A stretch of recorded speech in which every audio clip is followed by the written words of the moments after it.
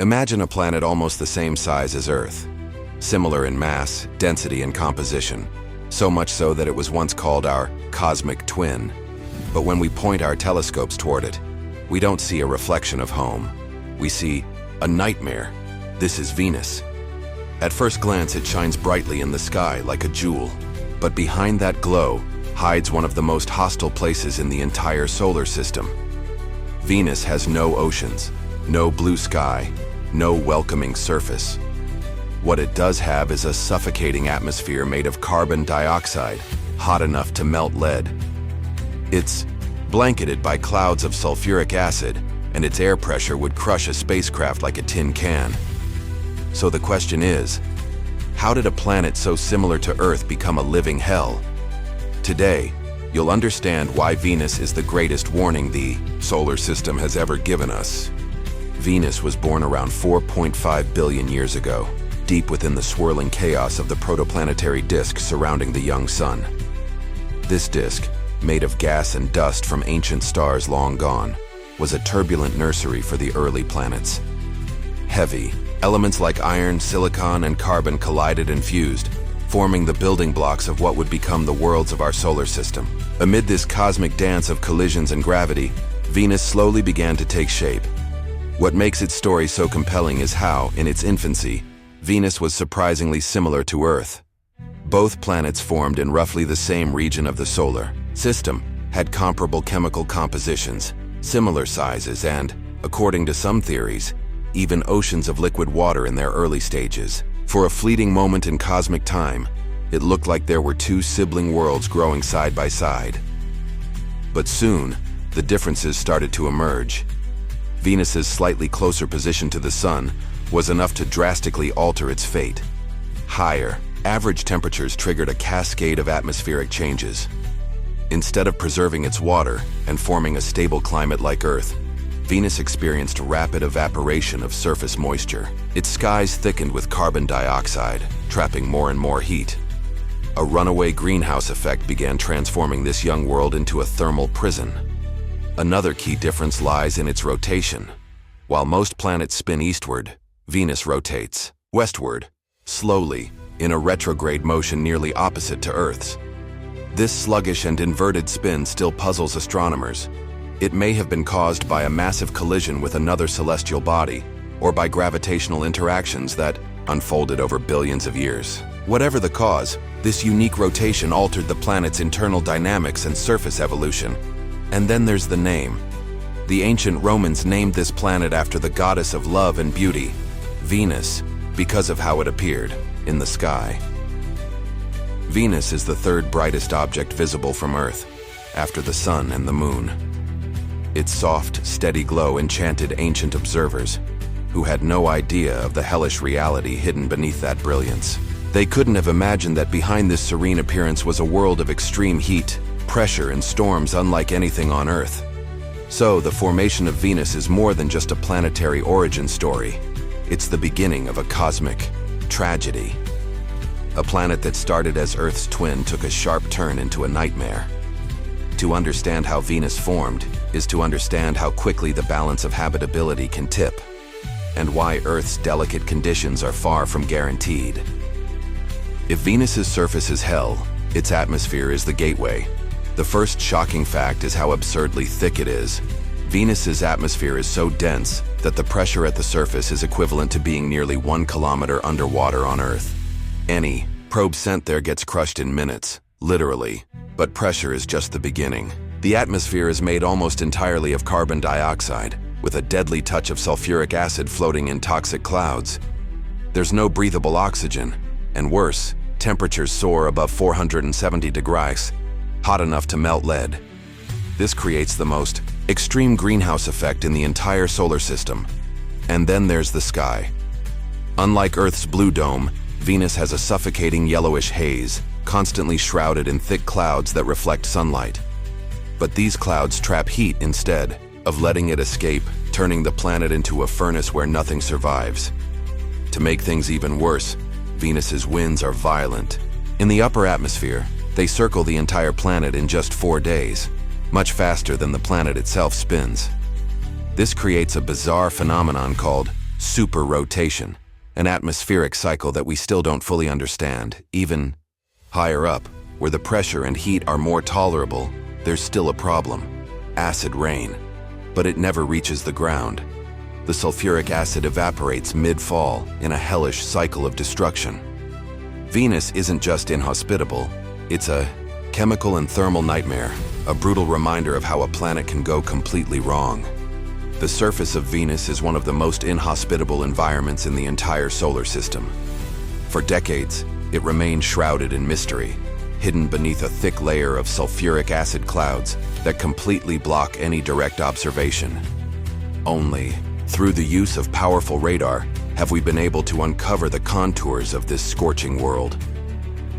Unlike Earth, where tectonic plates are in constant motion, Venus appears to have a relatively static crust, yet its surface is marked by an impressive diversity of geological formations.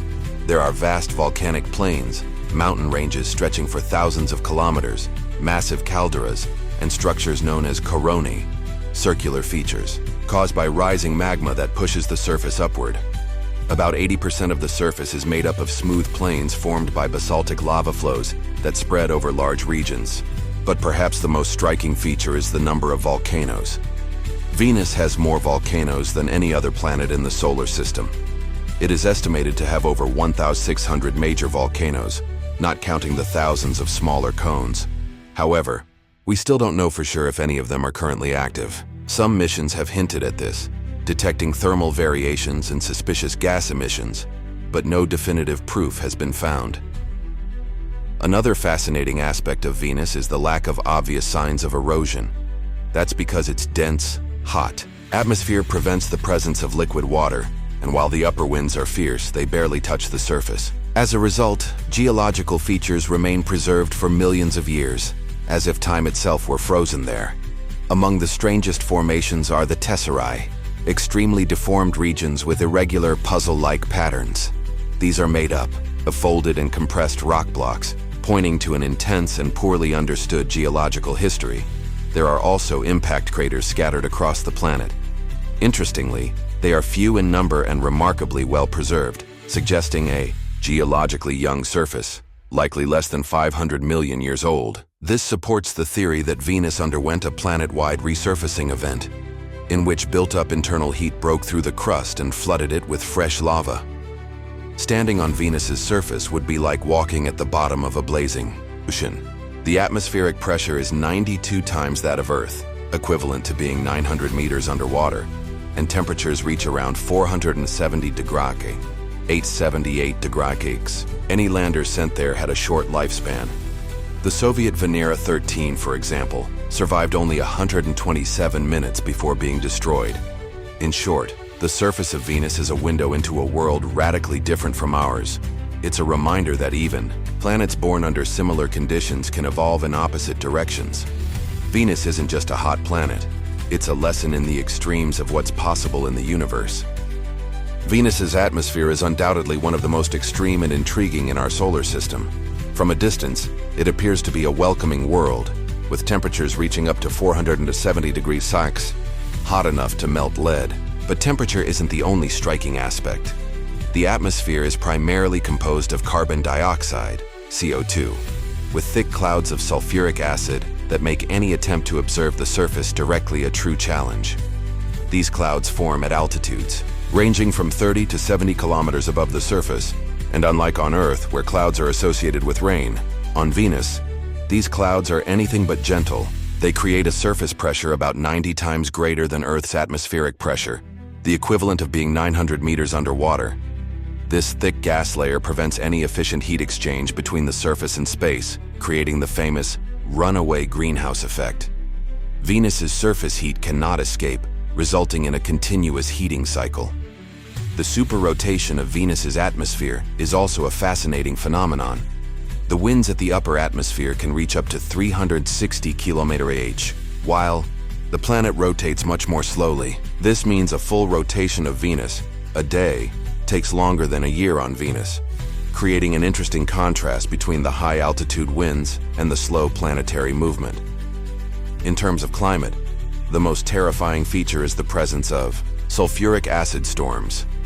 These are not just simple acid rains like on Earth. They are intense storms that affect the clouds and surface of the planet, creating an environment that is extremely hostile to any form of life. So, Venus's atmosphere is not just thick and dense. It's a deadly trap for any exploration attempts, making the planet even more inhospitable and impenetrable. While most eyes are fixed on Mars as humanity's next great leap, a growing number of scientists are beginning to wonder, what if we're betting on the wrong planet? Because as unlikely as it may sound, Venus, yes, the infernal planet, might actually hold a unique opportunity. On the surface, Venus is a nightmare. Temperatures close to 900 degrees Celsius, 475 degrees, an atmospheric pressure 90 times that of Earth, and clouds of sulfuric acid that can destroy nearly any material. But there's one detail that changes everything. About 30 to 40 miles above the surface, the story flips. Up there, conditions are surprisingly Earth-like. Temperatures between 68 degrees and 86 degrees at 20 degrees C to 30 degrees C.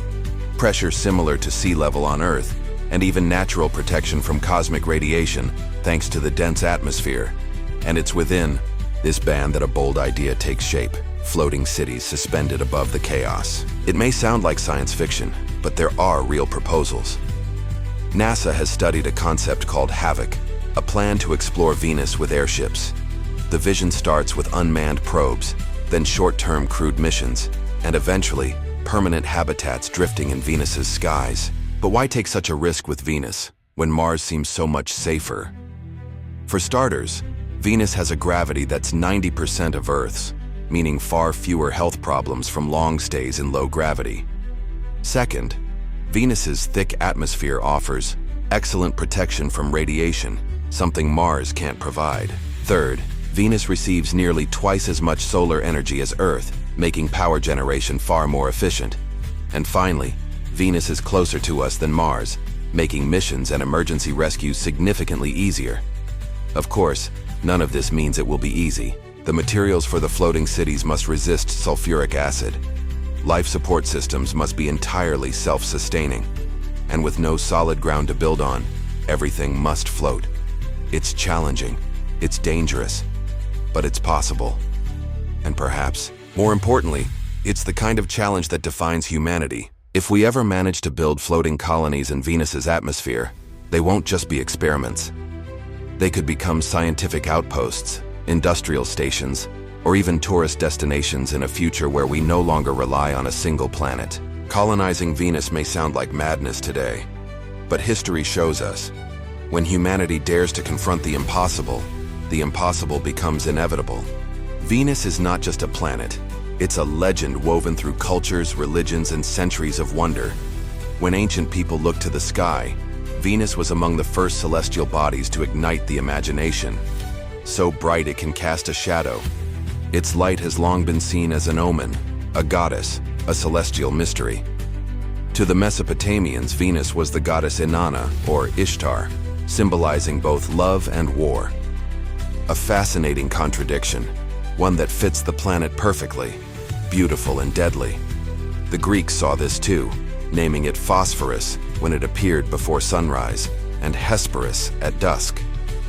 The Romans merged both aspects and named it Venus after their goddess of love and beauty. But not all cultures saw Venus romantically. Some indigenous tribes in the Americas viewed its appearance as a sign of war or transformation. The Mayans considered Venus so important that they developed precise astronomical tables to track its cycle, using it to plan religious rituals and even ceremonial battles. Scientifically, Venus offers strange facts too. For one, its day is longer than its year. It takes 243 Earth days to rotate once, but only 225 days to orbit the Sun. Even stranger, it rotates backwards, meaning the Sun would rise in the west and set in the east, if anyone could survive long enough to see it. Here's another lesser-known detail. If you looked up at the sky on Venus, impossible with human eyes due to its thick, acidic atmosphere, you wouldn't see stars. The sunlight is so diffusely scattered in the sulfuric clouds that the sky appears as a constant glowing twilight. Venus shines in our sky, but down below it's a world shrouded in darkness. And it's no accident Venus shines so brilliantly.